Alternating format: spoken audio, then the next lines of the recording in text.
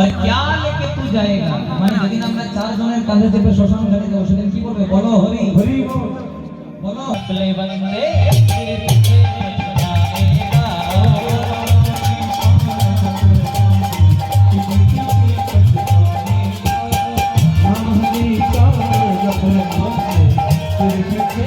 जाएगा भूपति राघव राजा पतित पावन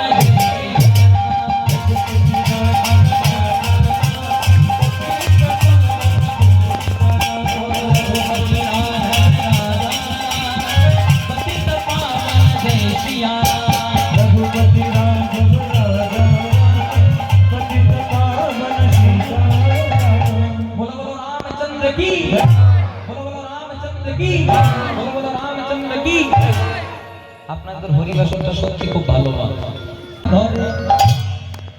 জয় রাধে বলে জন্ম আমায় দেয়নি পিতা মানে আমার বাবা আমাকে জন্ম দেয়নি এখানে যারা বসে আছে মনে মনে চিন্তা করে কি এমন বলছে জয় রাধে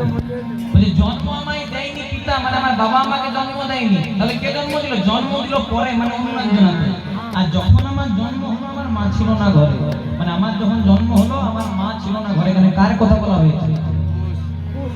হ্যাঁ জয় রাধে উত্তর চলে এসেছে বাবার কাছে কুশ রামের দুটো ছেলে কি নাম লব আর কুশ এখানে কুশের কথা বলা হয়েছে কি করে একটু ছোট্ট করে বলে দিই যেদিন রামচন্দ্র সীতাকে লঙ্কা থেকে আনলেন যেদিন রামচন্দ্র সীতাকে লঙ্কা থেকে উদ্ধার করে অযোধ্যাতে আনলেন কিছুদিনের মধ্যেই সীতা হয়ে গেল গর্ভবতী সবাই বলাবলি করলো তাহলে এটা কি রামের সন্তান না রাবণের কাছে ছিল পর পুরুষের সঙ্গ হয়ে সেটা গর্ভবতী হয়েছে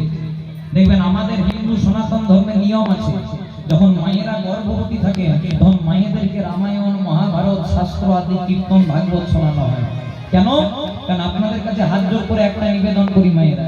যখন কোনো মা গর্ভবতী থাকবেন আপনি বাড়িতে যা কিছু করেন না কেন কিন্তু দিনের শেষে একবার হলেও